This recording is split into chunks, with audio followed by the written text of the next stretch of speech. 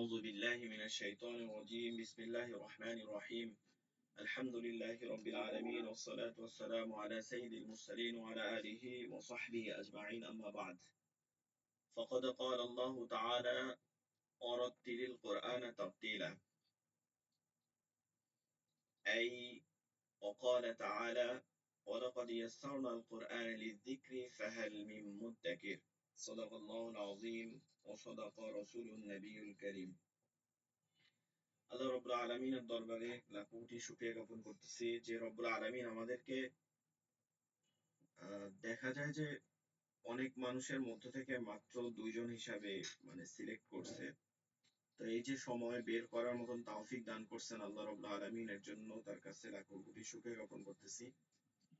এবং আমাদের সাথে আরো যারা সামনে ২-১ দিনের মধ্যে জয়েন হওয়ার সুযোগ আছে বা জয়েন হবে, এই ভিডিও যারা সামনে রেকর্ডিং অবস্থায় দেখবেন, সকলকে আমরা আমাদের ক্লাসে স্বাগতম জানাবো। তো আজকে যেহেতু প্রথম ক্লাস, তাই কিছু কথা বলবো ২-৪ মিনিটের মধ্যে, এরপরে ক্লাসে চলে যাব। প্রথমত দেখা যায় যে কোনো ব্যাচে অনেক পরিমাণে স্টুডেন্ট থাকে, এটা স্বাভাবিক। 18-19 জন বা তারও বেশিও থাকে। এটা সিজনের মানুষের মধ্যে কাজ করে, তো রোজার সময় দেখা যায় বেশি থাকে, আবার কোনো ব্যাচে কোনো কারণবশত কম হয়ে যায়। এটা কোনো বিষয় না। তো আমরা কম হোক আর বেশি হোক, এটা তো মানে আল্লাহর ইচ্ছা, যেরকমই হোক। আর ২ নম্বর হচ্ছে কম হইলেও সমস্যা নাই, আরো ভালো পড়া 1 to 1 এর মতন পড়া যায়। তো এমনিতেও আমরা কোনো ব্যাচই অনেক পরিমাণে স্টুডেন্ট নেই না, যেন মানে কারো পড়া শুনতে পারবো না এমন অবস্থা, এরকম স্টুডেন্ট আমরা নেই না। মূলত অল্প পরিমাণে নেওয়া হয় যেন পড়া নেয়া এবং দেয়া যায়। তো আজকে যে আমরা এই সুযোগ পাইছি কোরআন তেলাওয়াতের, এর জন্য আমরা এখানে পরিশ্রম করতে হবে। আল্লাহ রাব্বুল আলামিন কুরআনুল কারীমের মধ্যে একটা নির্দেশ দিয়ে দিয়েছেন সূরাতুল মুজাম্মিলের মধ্যে। রাসূল সাল্লাল্লাহু আলাইহি সাল্লামকে উদ্দেশ্য করে বলতেছেন আমাদেরকে নির্দেশ দেওয়ার জন্য যে অরাত্তিলিল কুরআনা তারতিলা। আচ্ছা, আমরা একটু মাইক্রোফোন অফ রাখি এখন, যেহেতু সাউন্ড আসতেছে, কথা শোনা অবস্থা অফ রাখি। তো অরাত্তিলিল কুরআনা তারতিলা, আল্লাহ রাব্বুল আলামিন বলতেছেন সূরা মুজাম্মিলের মধ্যে ৪ নম্বর আয়াত, যে হে রাসূল আপনি তারতিলের সহিত কুরআন তেলাওয়াত করেন। এর ২টা মানা করা হয়েছে।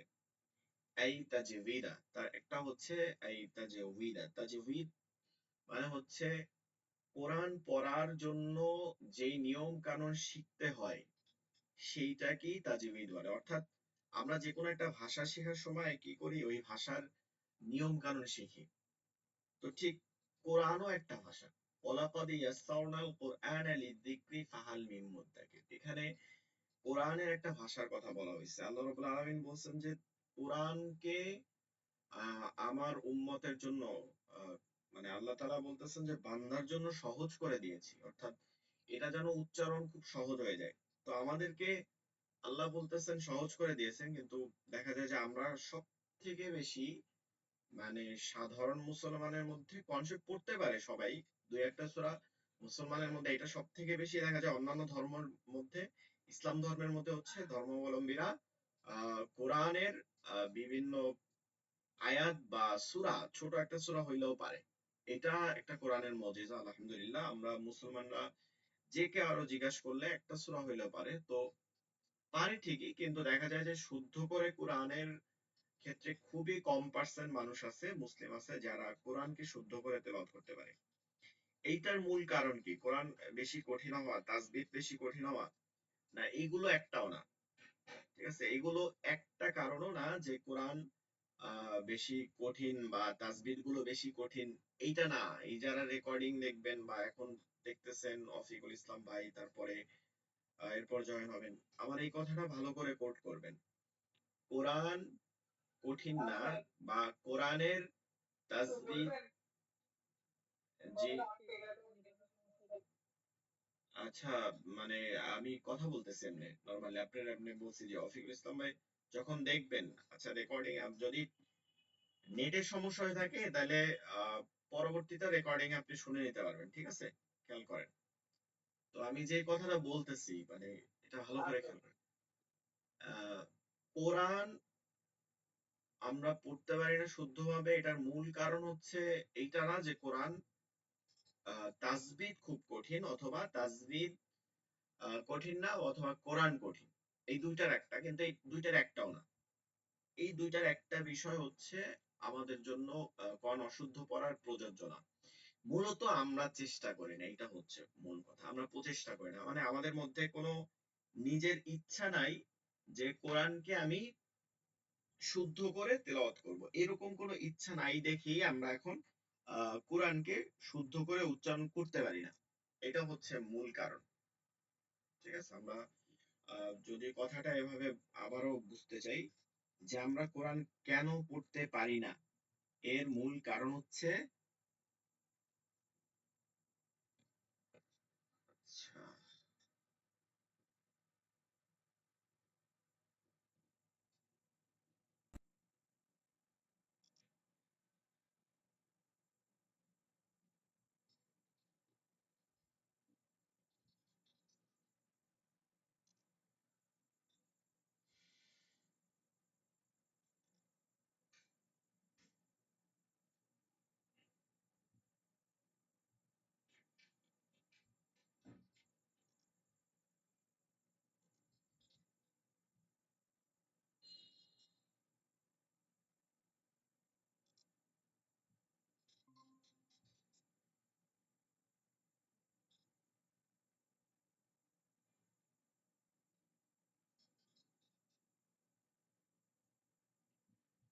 আচ্ছা, যে কথাটা বলতেছিলাম, আমাদের লাইনটা কেটে গেছিল।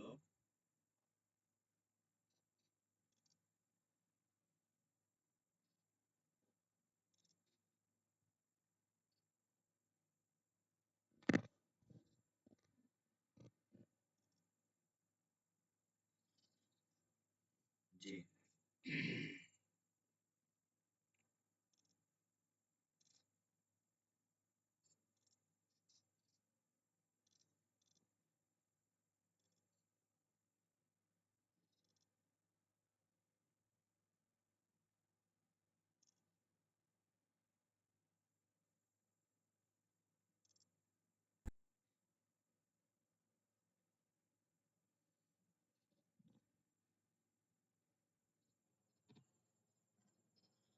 আচ্ছা, যেটা বিষয় হচ্ছে যে আমরা কেন কোরআন পড়তে পারি না। রফিকুল ইসলাম ভাই, কথা শোনা যায়?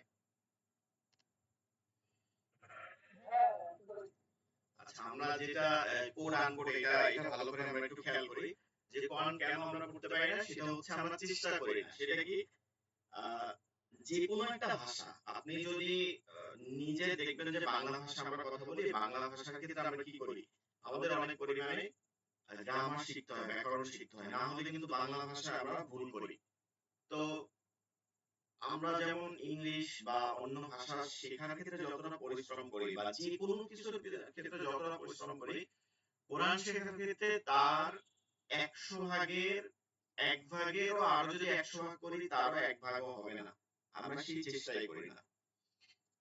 তো এইটা হচ্ছে মূল কারণ। আমরা যদি একটু পরিশ্রম করি, বেশি না, মানে একটু শেখানোর পরে এটা নিয়ে একটু প্র্যাকটিস করি যে এই হরফটার উচ্চারণ কেমন হবে, এইটা আমরা কিভাবে আজকে শিখলাম, এই নিয়মটা কিভাবে শিখলাম, এই এরপরে কোরআন তেলাওয়াতটা করা, অর্থাৎ হচ্ছে আপনি যে নিয়মটা শিখছেন এই অনুযায়ী কোরআনকে ধরা। কোরআনকে আপনি যখন ধরবেন, ওই অনুযায়ী তেলাওয়াত করবেন, তখন ওই তেলাওয়াত করা অবস্থায় দেখবেন যে নিয়মগুলো আসতেছে, তখন এটা একটা প্র্যাকটিক্যাল আপনার শিক্ষা হয়ে যাবে। তো এর জন্য আমাদেরকে মূল কাজ করতে হবে, তাজবিদ গুলো এখান থেকে শিখতে হবে। শেখার জন্য আমাকে ক্লাসে থাকতে হবে। যেমন আজকে দেখেন আমরা খুবই কম ব্যাচে, 2 জন মাত্র, তাও একজন নাই।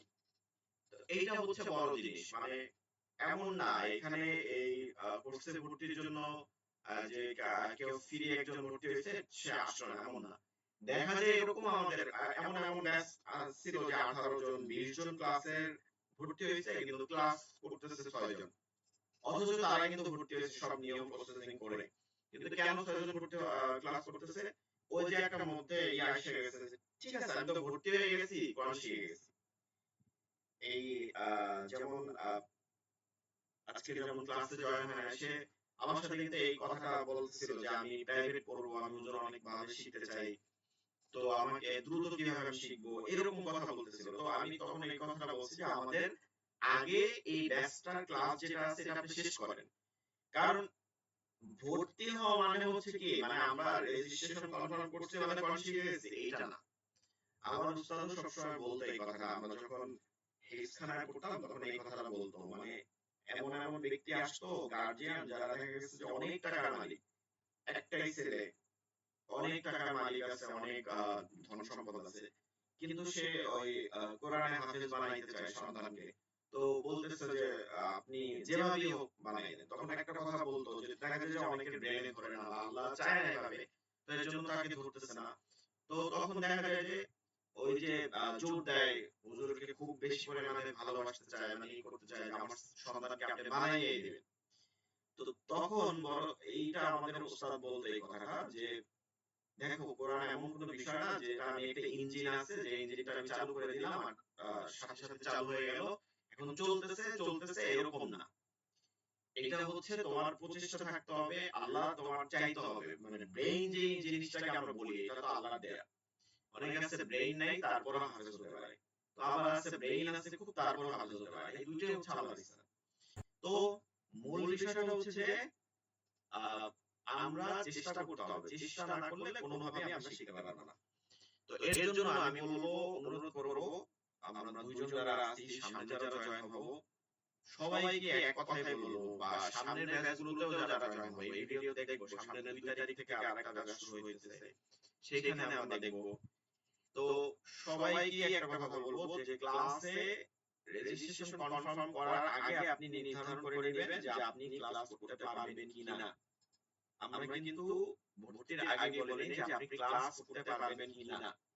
ক্লাস করবেন তাহলে ভর্তি হবেন ইনশাআল্লাহ। ক্লাস যদি আপনি 30টা করেন এবং লাইভ ক্লাস, রেকর্ডিং ক্লাস না, রেকর্ডিং ক্লাসের জন্য আমরা ক্লাস করাই না, রেকর্ডিং ক্লাস আমাদের অহরহ ইউটিউবে অনেক ভিডিও আছে, দেখবেন অনেক অনেক প্রায় 140টার উপরে ভিডিও আছে শুধু আমার এই চ্যানেলে। তো এই রেকর্ডিং ক্লাস দেখে শেখা যায় না। আমি দেখা যাবে যে এরকম আমি পড়াচ্ছি, আমি আবার পড়া জিজ্ঞাসা করব, আবার আপনি বলবেন যে হুজুর এটা এই পড়াটা একটু দেখেন আমি এখান থেকে হচ্ছে কিনা, আবার আপনার প্রশ্ন থাকবে যেটা কেন হইছে এটা বুঝি নাই। এই যে মানে অনেক ধরনের সুযোগ সুবিধা যেটা রেকর্ডিং ক্লাসে হয় না। এর জন্য সবাইকে বলবো যে আমরা যেন রেকর্ডিং ক্লাসের উপরে না, লাইভ ক্লাস একদম 1 to 1 এর মতন, যে মনে হবে যে উস্তাদ সামনে বসা আছে আমি এখন শিখতেছি, এইভাবে আমরা শেখার চেষ্টা করব। আল্লাহ রাব্বুল আলামিন আমাদের সেই তৌফিক দান করুন। তো আমরা এখন একটু ক্লাস সম্পর্কে 1-2 মিনিটের মধ্যে বিস্তারিত জেনে নিব। আমরা একটা শীট দিব, এই শীটটা ক্লাস শেষে গ্রুপে দিয়ে দিব।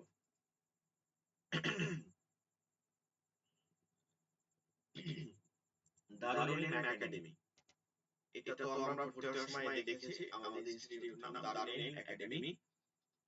এটা আমরা প্রায় 1.5-2 বছর যাবত এই ইনস্টিটিউটের নামে চলতেছে। মোটামুটি 2 রমাদান শেষ হয়েছে, তার আগেও আমরা কোরআন শিখাইছি। তো দেখা যায় যে অনেকে মনে করে যে কোরআন শেখার যে অনেক লাভ হয়, এরকম কোনো উদ্দেশ্য নাই। আসলে আমরা যে এখন ব্যাচ চলতেছে এইটা আমাদের অ্যাডভার্টাইজমেন্টের টাকাও উঠে নেয়, তো এরকম না। আসলে কোরআন যে শিক্ষা দিতে পারতেছি, ঠিক আছে, আল্লাহ রাসূল সাল্লাল্লাহু আলাইহি ওয়াসাল্লাম হাদিসের মধ্যে বলছেন খায়রুকুম মান তাআল্লামাল কুরআন ওয়া আল্লামা, তোমাদের মধ্যে সর্বশ্রেষ্ঠ ব্যক্তি তারা যারা কোরআন শিক্ষা করে এবং অপরকে শিক্ষা দেয়। তো সেই হিসাবে আমরা এই ফজিলত পাওয়ার জন্য এই ধরনের কার্যক্রম চালাই। তো যাই হোক, এর বাদেও আমি আরো বেশ কিছু ইনস্টিটিউটে পড়াইছি এর আগেও।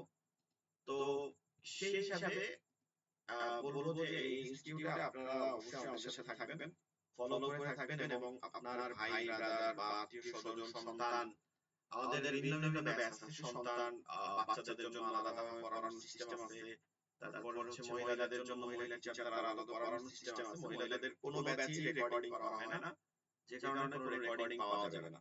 এই কারণে ওই মহিলাদের শেখার ব্যবস্থা আলাদা হবে। তো এরকম ব্যবস্থা আছে। তো যারা এই ভিডিও দেখবেন তারা অবশ্যই আমাদেরকে সরাসরি হোয়াটসঅ্যাপে নক দিবেন এবং অন্যদেরকেও দাওয়াত দিবেন। আল্লাহ তাআলা আমাদেরকে কবুল করুক। আজকে হচ্ছে ওরিয়েন্টেশন ক্লাস, সহজ কোরআন শিক্ষা কোর্স 2025 13তম ব্যাচ। এটা হচ্ছে শুধু পুরুষদের নাম্বার হচ্ছে 13তম ব্যাচ। যেগুলো আমাদের জানতে হবে, ঠিক আছে? যেগুলো আমাদের জানা, আমি এখন যে ক্লাস করাচ্ছি, আমার নাম হচ্ছে হাফেজ মোহাম্মদ হুসাইন রুমান, ডাক নাম তো হোসাইন আহমেদ। তো আমি 2010 সালে হিফজুল কোরআন বিভাগ থেকে বেফাকের মাধ্যমে শেষ করছি 2010 সালে, ফারেগ হইছি। তারপরে মাদ্রাসা লাইনে কামিল পর্যন্ত তাফসীর কোরআনের উপরে তাফসীর নিয়ে কামিল করেছি এবং তার পাশাপাশি আরো বেশ কিছু কোর্স শেষ করছি। আল্লাহ রাব্বুল আলামিন সেই তৌফিক দান করছেন। তো এখনো মোটামুটি কোরআনের বিভিন্ন মাকামাত বা কোরআন নিয়ে সবসময় চেষ্টা করতেছি শেখার। তো এটা হচ্ছে আমার পরিচয়। এরপর হচ্ছে ক্লাস রুটিন।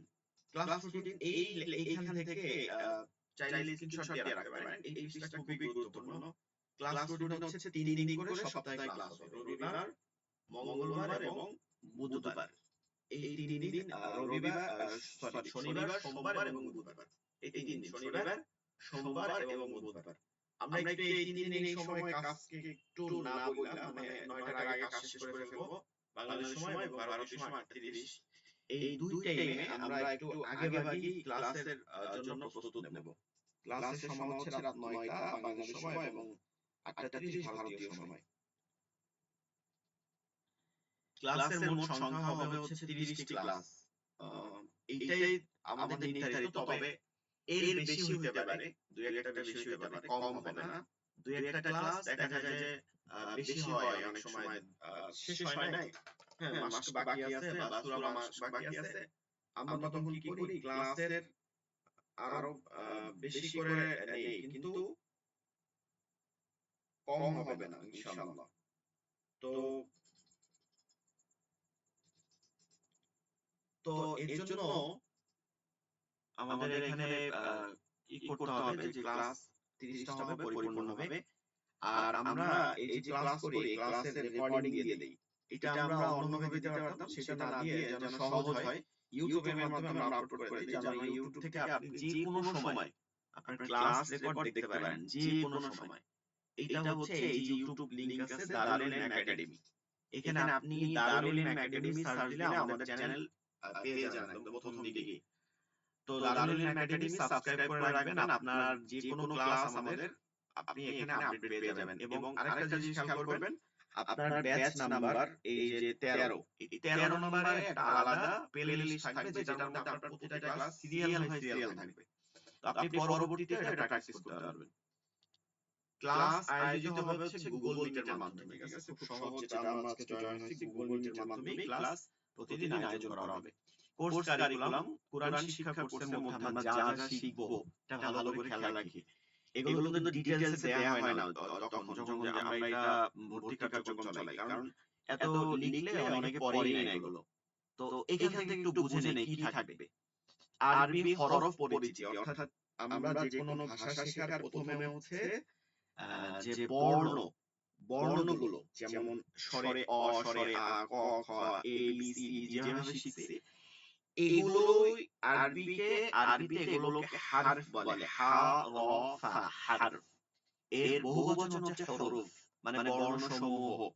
তো আরবি হরফ পরিচিতি, আরবি হরফের যে উচ্চারণ আছে, যেই নাম আছে, এইগুলো আমরা শিখবো শুদ্ধ করে। এটা আমাকে আগে শিখতে হবে, যে দেখলেই যেন আমি ওই হরফটা চিনতে পারি।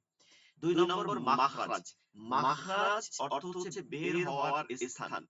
খারাজা অর্থ বের হওয়া, আর মাখরাজ অর্থ হচ্ছে যেখান থেকে বের হয় সেটাকে মাখরাজ বলে। কি বের হয়? মাখরাজ বলতে আরবিতে আমরা সরাসরি বুঝি যে যেখান থেকে হরফের উচ্চারণ বের হয়, ঠিক আছে? হরফের উচ্চারণ বের হয়, এটা আমরা ভালো করে মনে রাখি। হরফের উচ্চারণ বের হয়, এটাকে ইংলিশে বলা যায় যে প্রনাউন্সিয়েশন, অর্থাৎ আমরা মুখের যে উচ্চারণ হয় এটা। তো মাখরাজ অনুযায়ী হরফের শুদ্ধ উচ্চারণ একদম যেই রকম রাসূল সাল্লাল্লাহু আলাইহি ওয়াসাল্লাম তেলাওয়াত করতেন, যেই রকম জিবরাইল আমিন রাসূল সাল্লাল্লাহু আলাইহি ওয়াসাল্লামকে তেলাওয়াত করে শোনাইছেন। যেরকম রাসূল সাল্লাল্লাহু আলাইহি ওয়াসাল্লাম আবার কাতেবে ওহী সাহাবীদের সামনে যেভাবে তেলাওয়াত করতেন, ঠিক সেই অঙ্গভঙ্গিতে তেলাওয়াত করার আমরা চেষ্টা করব। এটা ধারাবাহিকভাবেই কিন্তু আমাদের কাছে আসছে। এরপর হচ্ছে আরবি হরকতের পরিচিতি। হরকত মানে হচ্ছে কার চিহ্ন, যেমন কোন ভাষায় কার চিহ্ন বাদে পড়তে পারে না। যেমন আমি যে কোনো বিষয় আমরা যদি লিখি, যে আমি যদি ভাই লিখি বা বোন লিখি, ভয় আকারে হার হচ্ছে যে আকার প্রয়োজন হচ্ছে, ঠিক আরবিতেও এই আকার আছে, আরবিতেও আকার আছে। এই আকারকে হচ্ছে হরকত বলে, যেটাকে আমরা সহজ ভাষায় বলি জবর জের পেশ। আমরা এটা বলি না প্রায় জবর জের পেশ, এটাকে আরবিতে হারকত বলে। হারকত একটা হচ্ছে হারফ, একটা হচ্ছে হারকাত, কাত। এটা কিন্তু উচ্চারণটা মূলত আরবিতে কাত হবে, হারকাত মানে কাফ দিয়া। কিন্তু আমরা সাধারণত ওই যে বাংলায় বলি কত, এর জন্য মনে হয় কফ, কিন্তু এটা হচ্ছে কাফ দিয়া। ঠিক আছে, যেরকম করে সমস্যা নাই, যেহেতু বাংলায় বললে সমস্যা নাই। আরবি হরকতের পরিচিতি, অর্থাৎ কার চিহ্নগুলো কিভাবে পড়তে হবে, মুরাক্কাব বা আরবি শব্দ মিলিয়ে পড়ার নিয়ম। আরবি শব্দগুলো একটা অক্ষর আরেকটা অক্ষরের সাথে মিলে যায় এবং মেলার সময় তার কিছু পরিবর্তন ঘটে।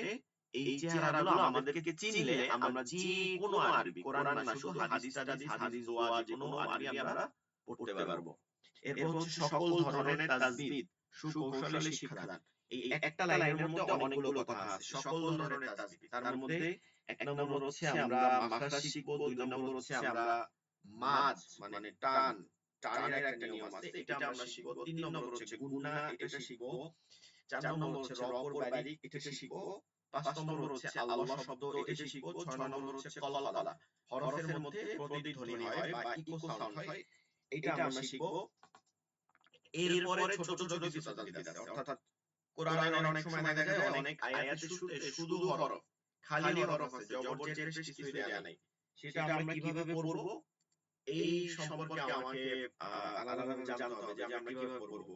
তারপরে দেখা যায় যে কোন একটা হরফ আলিফ আছে শুরুতে খালি, এটা কিভাবে পড়তে হবে। এরপরে থামার যে স্থানগুলো আছে, আমরা যেমন বাংলাতে বা ইংরেজিতে আলাদা আলাদা চিহ্ন ব্যবহার করি না, আরবিতেও কিন্তু আলাদা চিহ্ন আছে সাহিত্যের জন্য, আরবির জন্য, ভাষার জন্য। কিন্তু কোরআনের জন্য আবার আরবি হইলেও কোরআন, কিন্তু কোরআনের জন্য আলাদা আবার কিছু চিহ্ন আছে, যেই চিহ্ন অনুযায়ী কখনো থামতে হয়, কখনো মিলিয়ে পড়তে হয়, কখনো থামা এবং মিলিয়ে পড়া আমার উপরে এখতিয়ার থাকবে। মানে আমি চাইলে থামতে পারবো, না চাইলে মিলিয়ে পড়তে পারবো। তো এগুলো আমাকে শিখতে হবে। একটা থামার স্থান আমার জন্য ওয়াজিব, আবার একটা থামার স্থান আমার না থামার ওয়াজিব, মানে থামা যাবে না কোনোভাবে। তো একটা থামার স্থানও ওয়াজিব হয়ে যায়। আপনি যখন একটা থামার স্থান, যেটা আপনাকে থামতে বলা হয়েছে, সেইখানে থামেন নাই, এই ওয়াজিবটা তো আরো করলে আপনি গুনাহগার হচ্ছেন। তো তাসবিহটা কত বিস্তার, যেটা আমাদেরকে আসলে পড়া খুব জরুরি। তো এর জন্য আমরা প্রতিটা ক্লাস করব, এখান থেকে আমরা শিখব। এরপরে আসেন নাযেরা, নাযরাতুন দেখা, এখান থেকে নাযেরা। নাযেরা অর্থ হচ্ছে দেখা, অর্থাৎ কোরআনকে দেখে দেখে পড়ার নিয়ম। কোরআন দেখে দেখে পড়ার যে পদ্ধতি বানান করে, এই পদ্ধতিতে আমরা পড়াবো ইনশাআল্লাহ। এরপরে নামাজে পঠিত 15টি সূরা শুদ্ধভাবে মুখস্থকরণ।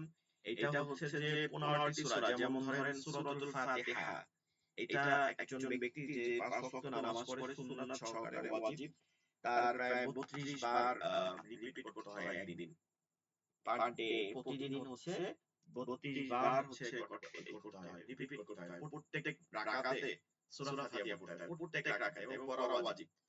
তো এই সূরা ফাতিহা আমাকে খুব শুদ্ধ করে মুখস্থ করতে হবে। এরপরে নামাজে, যেমন যে কোনো নামাজ পড়ার জন্য আমাকে কমসে কম ছোট সূরাগুলো মুখস্থ করে নেওয়া, এরকম 10টা সূরা, যেমন সূরা ফিল থেকে সূরা নাস। এরপরে হচ্ছে আয়াতুল কুরসি। আল্লাহ রাসূল সাল্লাল্লাহু আলাইহি ওয়াসাল্লাম বলেছেন, যে ব্যক্তি প্রত্যেক নামাজের পরে আয়াতুল কুরসি পাঠ করবেন, সে আর জান্নাতের মধ্যে বাধা হচ্ছে একটাই, তা হচ্ছে মৃত্যু। অর্থাৎ মৃত্যু ছাড়া তো আমরা জান্নাত জাহান্নাম যাব না। তো মৃত্যু হইলেই সে জান্নাত চলে যাবে। এজন্য আয়াতুল কুরসি শিখতে হবে। এরপর হচ্ছে সূরা হাশরের শেষ 3 আয়াত। এরপরে হচ্ছে সূরা বাকারার শেষ 2 আয়াত, এইরকম টোটাল হচ্ছে 15টা অংশ। এই 15টা অংশ আমাদেরকে আমরা শিখবো, মুখস্থ করব এবং অর্থ সহকারে ইনশাআল্লাহ, যেন আমরা নামাজের মধ্যে পড়ার সময় খুব সুন্দর আসে।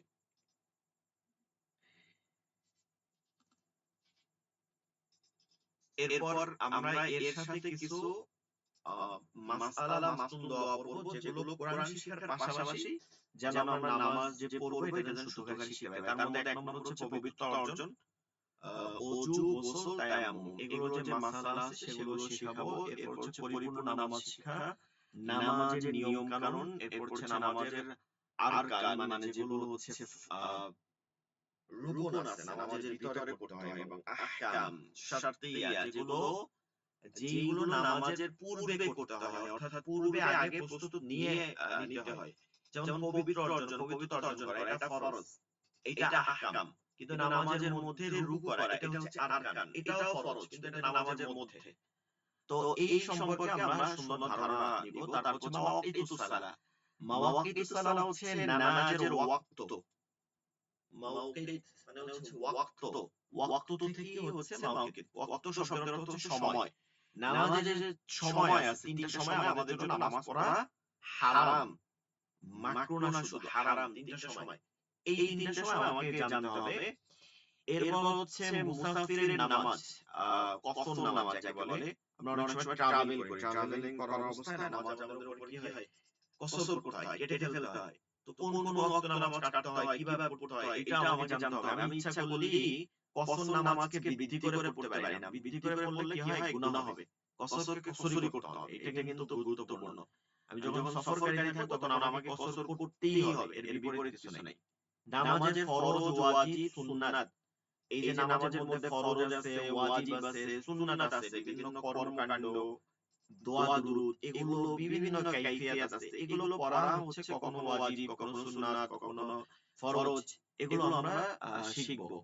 নামাজ ভঙ্গের কারণসমূহ, যেই যেই কারণে নামাজ ভঙ্গ হয় এই কারণগুলো আমরা শিখবো। নামাজের ভিতরে পঠিত সকল ছোট যে সূরা আছে, এগুলো তো আগে আমরা ওখানে গেছি, যে ওখানে তো ওগুলো অর্থ সহ শিখবো।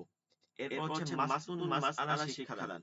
এরপরে যে আমরা বিভিন্ন সুন্নাত গুলো আছে, বিভিন্ন সুন্নাত ছোট ছোট দৈনন্দিন জীবনে, যেমন ঘুমের, তারপর হচ্ছে টয়লেটে প্রবেশ করা, মসজিদে প্রবেশ করা, মসজিদ থেকে বের হওয়া, এইরকম যে সুন্নাতগুলো আছে এই সুন্নাতগুলো আমরা শিখবো। এরপর হচ্ছে মাসনুন দোয়া সমূহ, যেমন ঘুম থেকে ওঠা থেকে, অর্থাৎ ঘুম থেকে ওঠার সময় একটা দোয়া আছে, ঘুমাতে যাওয়ার সময় দোয়া আছে, এরপর হচ্ছে টয়লেটে প্রবেশের দোয়া আছে, টয়লেট থেকে বের হওয়ার দোয়া আছে।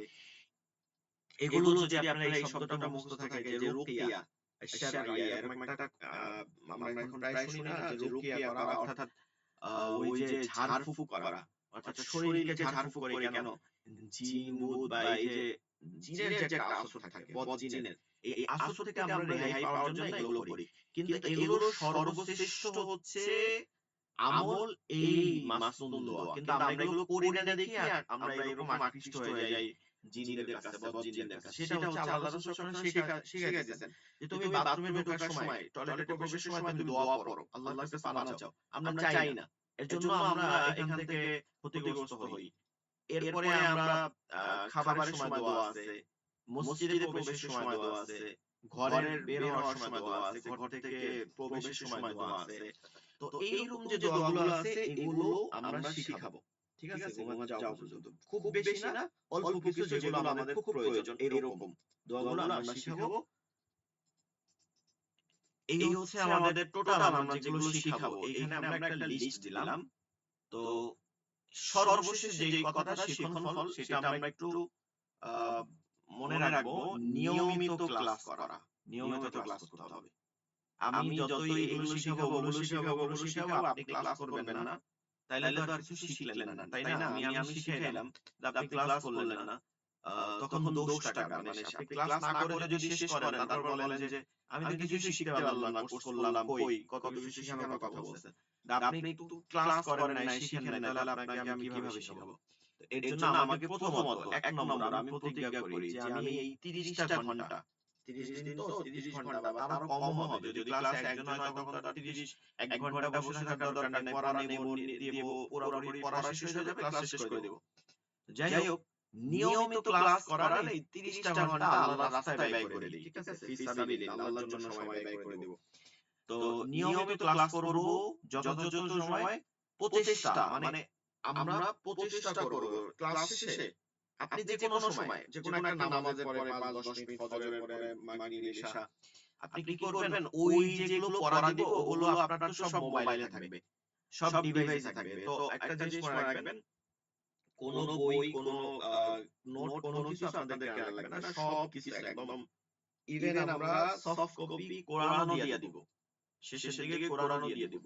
এগুলো আপনারা একটা ফোল্ডার করে নেবেন মোবাইলে, বেশি জায়গা নেবেন না, পিডিএফ করে নেবেন, দিব। ওগুলো আপনারা সব ডাউনলোড করে ফোল্ডারে রেখে দিবেন, সারা জীবন কাজে লাগবে। তো আপনি দেখা গেছে মোবাইল, স্মার্টফোন নিয়ে তো এখন সবাই চলে, তো আপনি বের করে একটু পড়তে পারতেছেন না, আপনার জন্য বই ক্যারি করার প্রয়োজন হবে না। তো অবশ্যই আমরা এটাকে একটু কি করব, তাকরার করব, একটু বারবার চেষ্টা করব, হ্যাঁ, যে এটা এরকম একটু পড়বো।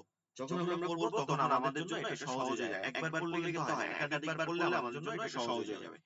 তো এইটা যদি আমরা করি, ইনশাআল্লাহ শুদ্ধ হবে কোরআন শিক্ষা এবং সকল মাসআলা মাসনুন দোয়া সমূহ মোটামুটি ভাবে, মানে মাসআলা মাসনুন দোয়া সমূহের ক্ষেত্রে মোটামুটি ভাবে পর্যায়ের একটা স্বচ্ছ ধারণা, একদম দোয়া মাসআলা সম্পর্কে একটা স্বচ্ছ ধারণা এবং দক্ষতা অর্জন হবে ইনশাআল্লাহ। যে কোনো প্রয়োজনে আমরা হোয়াটসঅ্যাপে, যে হোয়াটসঅ্যাপ নাম্বার দিয়ে দেওয়া হয়েছে সেই হোয়াটসঅ্যাপে মেসেজ করবেন।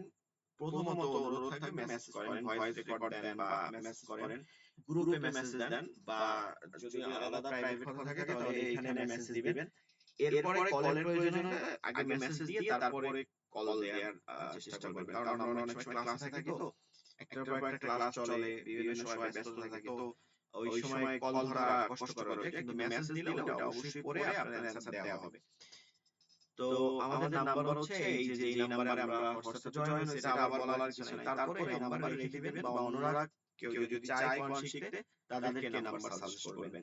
ইমেল আছে, প্রয়োজন হলে ইমেল করবেন, না হলে ইমেল করার দরকার নেই, কারণ ইমেল আমরা অত পড়া হয় না, হোয়াটসঅ্যাপে দিলেই ভালো হয়। যাই হোক, এতক্ষণ আমরা অনেক আলোচনা করছি, তো যতটুকু বুঝতে পারছেন সবার ধন্যবাদ জানাই, যারা ভিডিও দেখবেন তাদেরকে ধন্যবাদ জানাই। জাযাকাল্লাহু খাইরান, আল্লাহ তাআলা আমাদেরকে এই রকম ভাবে ক্লাস করে উত্তম জাযা পাওয়ার তৌফিক দান করুক। আচ্ছা, এখন যেহেতু একজন আছেন, আপনার কাছ থেকে আমি জানতে চাই আপনি কোন বিষয় জানতে চান কিনা, তারপরে আমরা পড়ায় চলে যাব। ওয়াকিফুল ইসলাম ভাই, কিছু জানান? জি জি জি, কোনো সমস্যা নাই বুঝান। আচ্ছা, আমরা এই যে যেটা লেকচার শিট, এটা আমরা দিয়ে দিব প্রতিদিন। লেকচার শিট সম্পর্কে যে হুজুরের লেকচার শিট কি করব, আমরা ক্লাস শেষে দিয়ে দিব, গ্রুপের মধ্যে এটা থাকবে।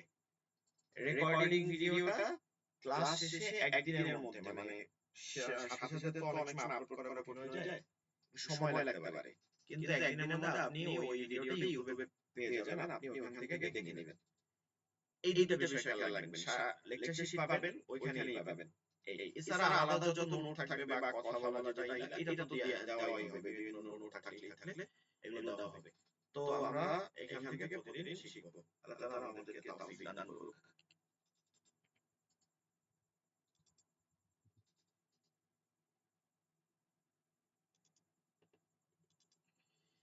আচ্ছা, কোরআন তেলাওয়াতের পূর্বে আমরা কিছু দোয়া পড়ব, যেটা 2-1 দিন প্রথম দিকে পড়বে, পড়ার এগুলো এখান থেকে পড়ব না, মুখস্থ করব, আপনারা মুখস্থ করে নেবেন। এখন আপাতত যেহেতু আমরা হরফ চিনি না, আমরা শুরু করতেছি, তারপরও দোয়া মুখে মুখে পড়ার চেষ্টা করব। এটাও দিয়ে দেওয়া হবে, এটা মুখস্থ করে নেবেন ধীরে ধীরে, আর প্রতিদিন পড়তে পড়তে ইনশাআল্লাহ 30 দিনের মধ্যে আমরা এটা মুখস্থ করে নেব। প্রথমে একটু তাওবা করে নেই। আস্তাগফিরুল্লাহ রাব্বি, আস্তাগফিরুল্লাহ রাব্বি মিন কুল্লি যামবিন ওয়া আতুবু ইলাইহি লা হাওলা ওয়ালা কুওয়াতা إلا بالله العلي العظيم اللهم صل على محمد وعلى آل محمد كما صليت على إبراهيم وعلى آل إبراهيم إنك حميد مجيد اللهم بارك على محمد وعلى آل محمد كما باركت على إبراهيم وعلى آل إبراهيم إنك حميد مجيد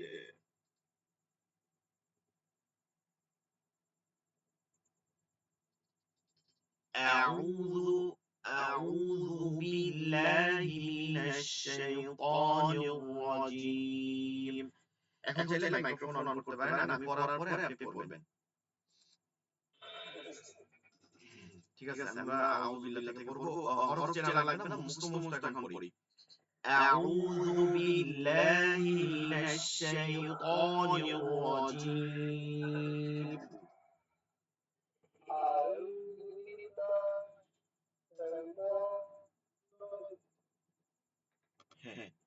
بسم الله الرحمن الرحيم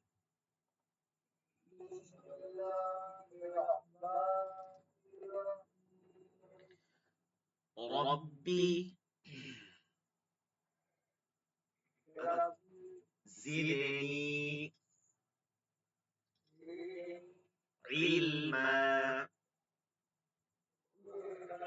আচ্ছা আমরা প্রথমে যে তেলাওয়াত করছি প্রথম দিনে তো অর্থগুলো দেখে আউযু বিল্লাহি মিনাশ শাইতানির রাজিম আউযু তো হচ্ছে পানাহ চাওয়া বিল্লাহি আল্লাহর কাছে মিনাশ শাইতানির রাজিম রাজিম হচ্ছে ধোঁকা বা ক্ষতি যে করে আমাদেরকে শয়তান শয়তান মিন থেকে মিনাশ শাইতানির রাজিম শয়তানের ক্ষতি থেকে আল্লাহর কাছে আশ্রয় চাচ্ছি বা পানাহ চাচ্ছি বিসমি বা ইসমুন বিসমি অর্থ হচ্ছে শুরু করেছি নামে আল্লাহ বিসমিল্লাহ আর রহমান যিনি পরম করুণাময় আর রহিম অতি দয়ালু রহমান এবং রহিমের অর্থ একই কিন্তু একটার পরে একটা আসার পরে মডিফাই করে মানে রহমানের থেকেও রহিম তখন একটা থেকে আরো গুণ বেশি বোঝায় দুইটাই হচ্ছে দয়া বা অনুগ্রহ দুইটাই ঠিক আছে তাহলে বিসমিল্লাহির রহমানির রহিম এরপরে রব্বি আমরা যে প্রথম তেলাওয়াত করলাম রব্বি এগুলো সব কোরআনের আয়াত রব্বি হে রব জিদনি এটা হচ্ছে যা থেকে ঠিক আছে জিদনি আমাকে বাড়িয়ে দিন জিদনি না নুনটা হচ্ছে জমিন আমার দিকে করতেছে যে আমাকে বাড়িয়ে দিন ইলমা জ্ঞান বা হিকমত আমাকে বৃদ্ধি করে দেন রব্বি জিদনি ইলমা এগুলো হযরত মুসা আলাইহিস সালাম দোয়া করছিল এরপরে রব্বিশ রাহলি সাদরি এবং আপনি আমার বুককে মানে বুক বা সিনাকে প্রশস্ত করে দেন ওয়াসসির লি আমরি এবং আপনি আমার কাজকে সহজ করে দেন ওয়াহলুল উকদাতাম মিন লিসানি এবং আমার জিহ্বার যে জড়তা আছে মুসা আলাইহিস সালামের জিহ্বায় জড়তা ছিল জন্মগত না জন্মের পরে মুসা আলাইহিস সালাম একদিন ওই যে কয়লা মুখে নিছিল ফেরেশতার মাধ্যমে এটা আমরা ছোটবেলায় এই কাহিনী জানেন যে ফিরআউনকে চট দিছিল ছোটবেলায় তখন ওই কয়লা স্বর্ণ নিয়ে আসা হয়েছিল তখন তিনি একটু তোতা টাইপের হয়ে গেছিল তার কথা বুঝতো না কেউ তো আল্লাহর কাছে তখন তিনি এই দোয়া করছিলেন এবং দোয়া করার পরে তার দাওয়াতে সবথেকে রাসূল সাল্লাল্লাহু আলাইহি সাল্লামের বিদায় হজে প্রায় 1,10,000 বা তারও বেশি সাহাবী উপস্থিত ছিলেন এরকম একটা পাওয়া যায় তো মুসা আলাইহিস সালামের রাসূল সাল্লাল্লাহু আলাইহি ওয়াসাল্লামের পরেই সবথেকে বেশি তার একটা জনসভা হয়েছিল, যেটা ৭,০০০ মানুষের উপরে মানুষ একত্রিত হয়েছিল এবং তার কথা শুনছিল। তো এর জন্য তার এই দোয়া করার পরে তার এই জড়তা দূর হয়ে যায়।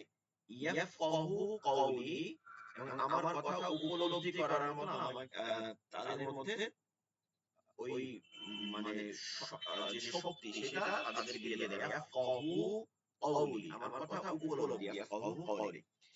তো এইভাবে আমরা দোয়া করব, তাহলে আমাদের জন্য দেখবেন বড় বড় স্কলাররা এই দোয়াগুলো করে।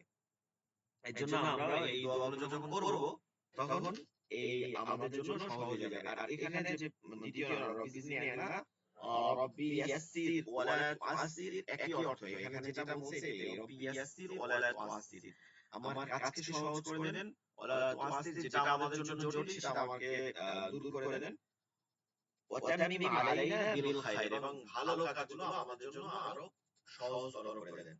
তো এই দোয়াগুলো আমরা প্রতিদিন পড়ব। চলেন আবার পড়ি। রব্বি জিদনি ইলমা, রব্বি ইয়াসসির ওয়ালা তুআসসির ওয়া তাম্মিম আলাইনা বিল খায়র রব্বি ইশরাহ লি সাদরি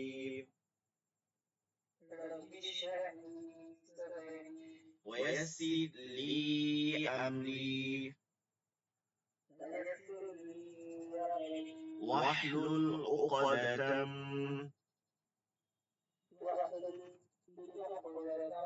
من لساني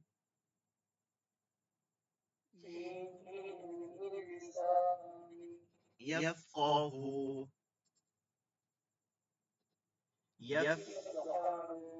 قولي।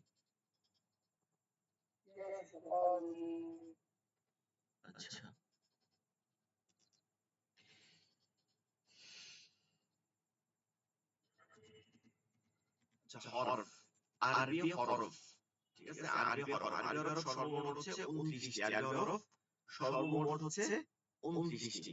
আমরা অনেক সময় অনেক সিপারার মধ্যে যে লাল গুলো বা অনেক ধরনের সিপার আছে, নাদিয়া, এরকম অনেক সিপার আছে যার মধ্যে দেখা যায় কি হরফগুলো অনেক সময় 31টা 32টা পাওয়া যায়। ঠিক আছে, গণনা করলে আমরা ছোটবেলায় এরকম পড়ছেন, মনে আছে কিনা? যেমন ধরেন লাম আলিফ, লামের পরে একটা আমার একটা লাম আলিফ পড়ছি আমরা, মানে লামের লাম আলিফ, এটা একটা হরফ পড়ছি, আবার ইয়ার পরে আরেকটা ইয়া পড়ছি। তো মূলত এগুলো ওই যেগুলো দেয়া ছিল এগুলো একটা হরফ না, ঠিক আছে, এগুলো একটা হরফ ছিল না, এগুলো অতিরিক্ত ওইটা না জানার কারণে। তার কারণ হচ্ছে যে ইয়ার পরে একটা ইয়া, এটা একটা উর্দু শব্দের মধ্যে, উর্দু ভাষার মধ্যে এটা হয়, ইয়ার পরে আরেকটা ইয়া হয়, একটা ইয়া মারুফ, একটা ইয়া মাজুর। তো মূল আরবি হরফ যেগুলো আরবি হরফ সেটা হচ্ছে মোট 29টি, যার মধ্যে লাম আলিফ কোনো আরবি হরফ না, আর ইয়ার পরে আরেকটা ইয়া যেটা আছে ওটাও কোনো আরবি হরফ না। আরবি হরফ মোট হচ্ছে 29টি। এই আরবি হরফগুলো উচ্চারণটা আমরা একটু ভালো করে শিখব। দেখেন আমি এই পেজটা দেখাচ্ছি, এখানে একটু ভালো করে দেখেন, আলিফ দেয়া আছে এখানে, আলিফ। এবার উপরে বাম দিকে তাকাইতে হবে, উপরে বাম দিকে এখানে লেখা আছে হামজা জবর আ, লাম ফাজে লিফ, আলিফ। এখানে লেখা আছে আলিফ, মানে আরবিতে বানান করা আছে আলিফ। এরপরে দেখেন বা, খালি আলিফ জবর বা, এখানে এক আলিফ টান দেয়া আছে, তা খালি আলিফ জবর তা। এখন আমরা মনে রাখবো যে কোন হরফে যখন হরকত হয় তখন টান হয় না, যেমন বা জবর যদি হতো তাহলে টান হতো না, বা। কিন্তু এইগুলো আমরা হরফ কিন্তু অর্থ দিয়ে পড়তেছি, কিন্তু তার মানে না যে এখানে হরকত পড়তেছি, এগুলো হরফ পড়তেছি। আলিফ বাদে সব হরফের মধ্যে এক আলিফ করে টেনে পড়তে হবে, তাইলে উচ্চারণটা সহজ হয়ে যাবে। এক নাম্বার 2 হচ্ছে আমরা বানানগুলো একটু দেখে দেখে পড়বো উপরের। আমি পড়াবো, আপনি বানানগুলো দেখবেন, যেখানে জটিল হবে, কঠিন হয়ে যাবে, আপনি বুঝতে পারবেন না, সেখানে বাংলা বানানটা দেখবেন, এছাড়া বাংলা বানান দেখবেন না। বাংলায় কোনোভাবে আরবি উচ্চারণ হয় না, ঠিক আছে, বাংলায় কোনোভাবে আরবি উচ্চারণ হয় না। তো এর জন্য আমরা অবশ্যই চেষ্টা করব বাংলাকে বাদ দিতে। যদি কখনো ভুলে যান, কোনোভাবে ইয়ে হয়, তখন একটা বাংলা উচ্চারণ দেখলেন, কিন্তু ওইটা দেখবেন না, এটা দেয়া আছে শুধুমাত্র অনেকে ভুলে যায় এর জন্য। তো আরবি হরফ সর্বমোট 29টি। চলেন একটা একটা পড়ি, আমরা একটা একটা উচ্চারণ করব। আলিফ, জি জি, আলিফ, আলিফ, আলিফ,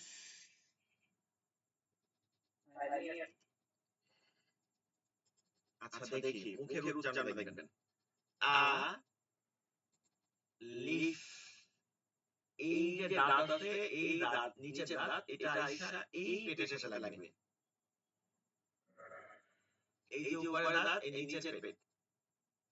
আলিফ, শেষে ফয়ের উচ্চারণ হবে। আলিফ, আলিফ, আলিফ,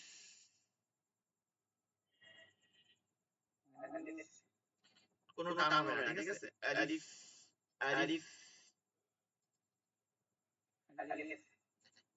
বা, বা হবে শুধু দুই ঠোঁট থেকে। আর এখানে একালিফ টান পড়বো সবগুলো। আলিফ বাদে সব টান। বা, তা, থা, এটা একটু খেয়াল করবো, এটা উচ্চারণ কিভাবে করবো? থা, জিহ্বা এইখানটা, এই যে জিহ্বার আগাটা আছে, এই দুই দাঁতের আগার সঙ্গে লাগাইয়া। থা, হ্যাঁ, সা, না তা না, সা, তায়ের পরে তিন নুক্তা।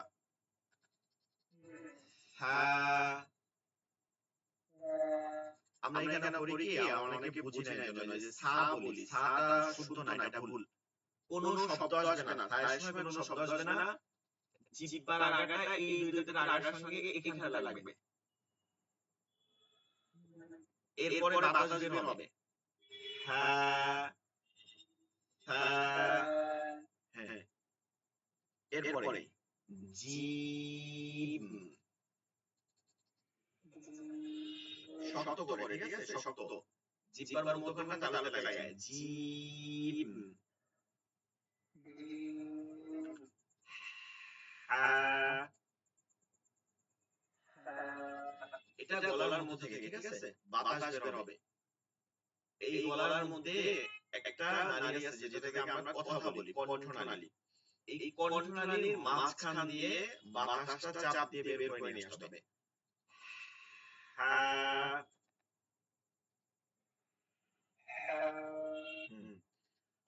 হ,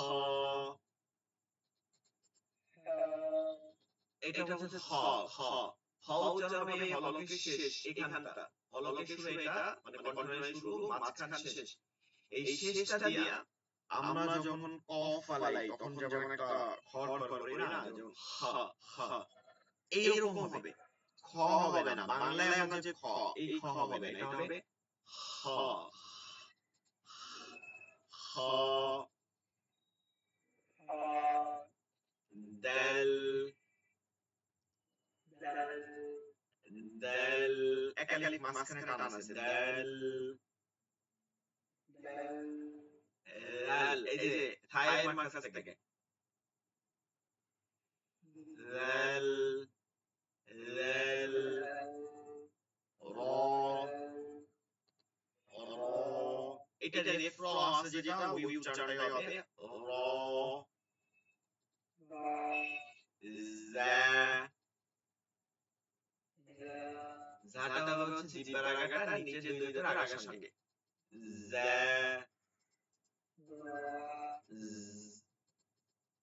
জির হয়, যেমন কারেন্টে দেখা যায় অনেক সময় যে স্পার্ক করে, মানে একটা লাইনের সাথে একটা লাইনে লাগলে একটা শব্দ আসে, দেখবেন জির করে, ওইভাবে ছায়ের উচ্চারণ করতে হবে। বাংলায় কোনো উচ্চারণ নাই ছায়ের। আমরা অনেক সময় ওই যে ঝড়, বন্যা, ঝাড়ু, এই ঝ দিয়ে দেয়, বয়ের মধ্যে যে ঝা, এটা না, এই ঝাটার কোনো বাংলা উচ্চারণ নেই। এখানে লাগাইতে হবে জিহ্বার আগাটা একটা জিরজির শব্দ আসবে। জা,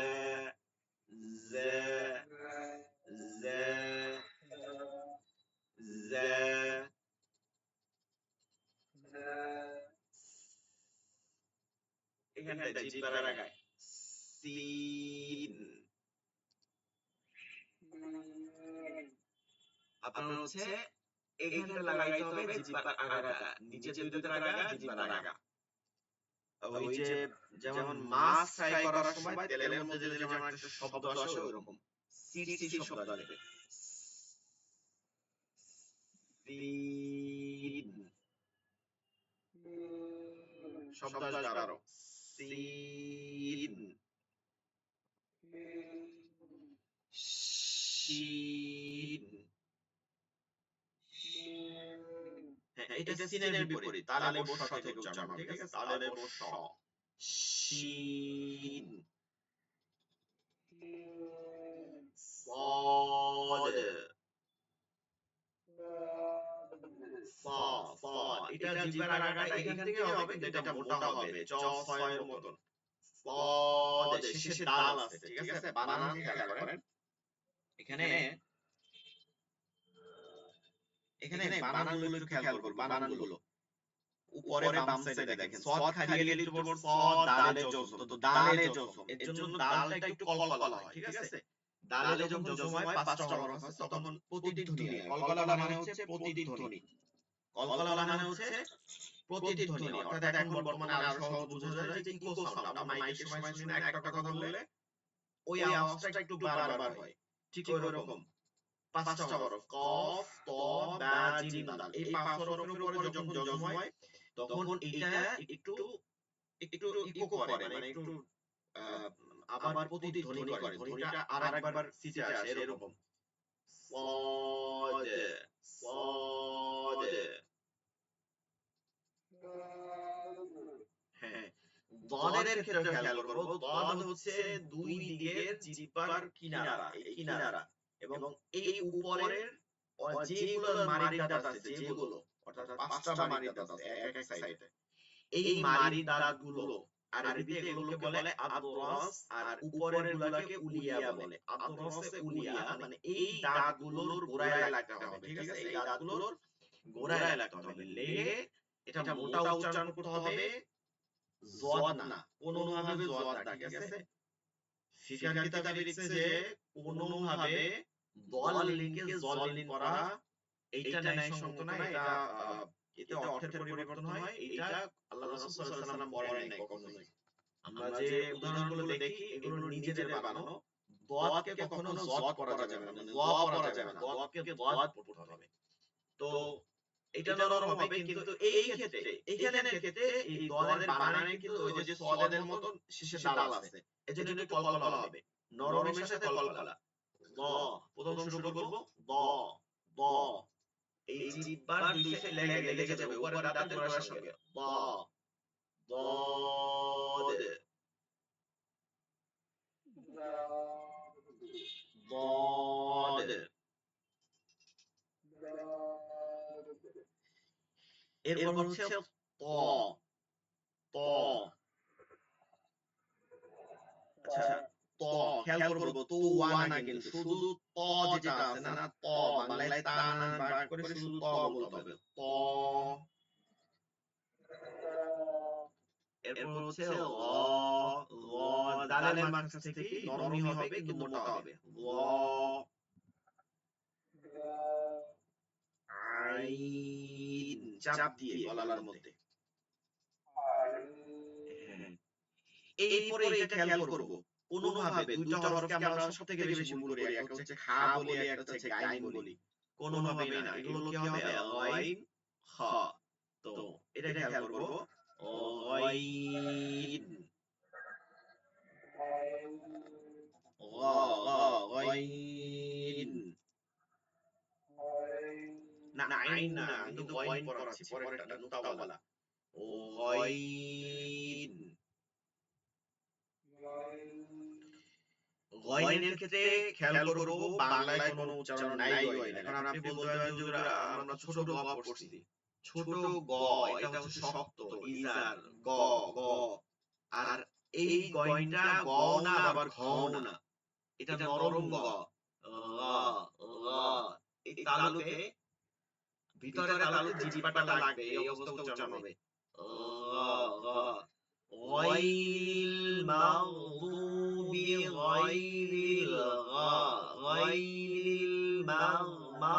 মাগনা, ঠিক আছে, মাগনা। আবার মাগ এরকম বলা যাবে না, নরম অবস্থায় গায়রিল মাগদুবি আলাইহিম, ঠিক আছে, গায়রিল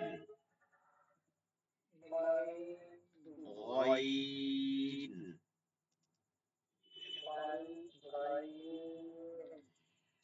ফা ফা, এই যে এখানে না, এরপর বাংলায় ফয়কার ফা বলবে, এখানে লাগাইয়া ফা ফা ফা ফা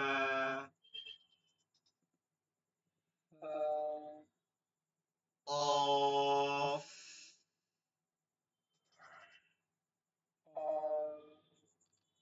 ক্যাফ, শেষে ফা আছে, ঠিক আছে, চারটা হরফ, ভালো করে মনে রাখবেন, চারটা হরফ ফা, ফা যুক্ত চারটা হরফ, একটা হচ্ছে ফা নিজেই ফা, তাই না, ফা নিজেই ফা, ফা ফা, একটা হচ্ছে আলিফ, আলিফ, অনেকে আমরা এরকম পড়ছে আলিফ আলিফ এরকম পড়ে অনেক, ঠিক আছে, আলিফ খেয়াল করব, আলিফ নাকি হবে আলিফ, আলিফ, এরপর হচ্ছে অফ, অফ, এরপর হচ্ছে কাফ, কাফ, কাফ, চারটা হরফ, ফা আলিফ কফ কাফ, ফা আলিফ কফ কাফ, চারটা হরফ, ঠিক আছে, ফা এর উচ্চারণ হবে। এরপরে লা, হ্যাঁ, কাফ, কাফ, কাফ আসবে হচ্ছে জিহ্বার গোড়া থেকে একটু আগে বাড়াবে, এটা দেখাতে পারবো না, আমি আঙ্গুল দিয়ে দেখাই, যখন জিহ্বাটা, এই জিহ্বাটা, এটার গোড়া, এই গোড়া থেকে একটু আগে আসবে, মাঝখানে না, একটু আগে আসবে, ওই বরাবর যে তালুটা আছে এখানে লেগে যাবে, ঠিক আছে, এখানে এইভাবে লেগে যাবে, এইখান থেকে কা শুরু হবে, কা, কা, কয়াকারে কা, কা, কা, এরপর যেহেতু এটা একটা হরফের নাম পড়তেছি, আমরা যেগুলো এখানে পড়তেছি দেখবেন যে দুই তিনটা হরফ মিলাইয়া পড়তেছি, কখনো সদ উচ্চারণে সদ পড়তেছি, মাঝখানে একটা আলিফ পড়তেছি, তারপর আবার দাল পড়তেছি, এগুলো হরফের নাম। যখন আমরা হরফ দিয়ে কোরআনের মধ্যে পড়বো তখন ওই শুধু হরফের উচ্চারণ হবে, তখন মূল হরফের উচ্চারণ করব, তখন একটাই থাকবে। তো এখন যেরকম পড়তেছি কা, কায়ের উচ্চারণটা কোথায়, কাফের উচ্চারণ কোথায়, জিহ্বার গোড়া থেকে একটু আগে বাড়িয়া ওই বরাবর তালুতে লাগবে খা, কা, কা, এরপর পুরো নামে এসে ফা আছে এখানে, কাফ, কাফ, এরপরে লাম, মিম, নুন, ওয়াও, এটা খেয়াল করি ভালো করে, ওয়াও,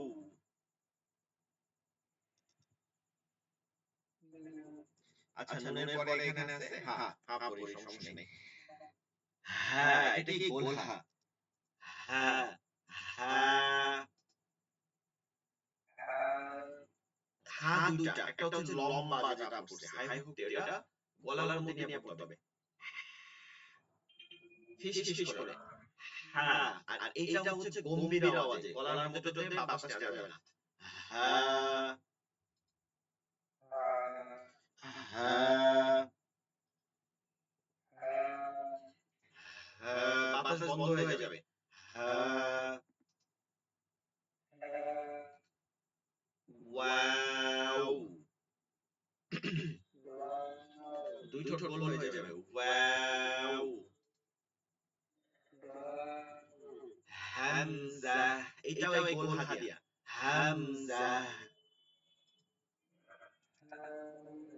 এটা আমরা অনেকে ভুল করি, দেখি উপরের বানানটা দেখেন, গোল হা আছে প্রথমে, শেষেও গোলটা আছে যেটা গোল হা হয়ে যাবে, দুইটাই হবে গোল হা দিয়ে গম্ভীর আওয়াজে, হামজা,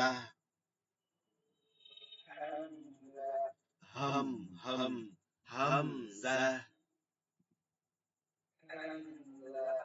এরপরে ইয়া জিহ্বার মধ্যখানটা তালুতে লাগায় ইয়া ঠিক আছে ইয়া ইয়া একটু চাপ দিয়া ইয়া ইয়া ইয়া ইয়া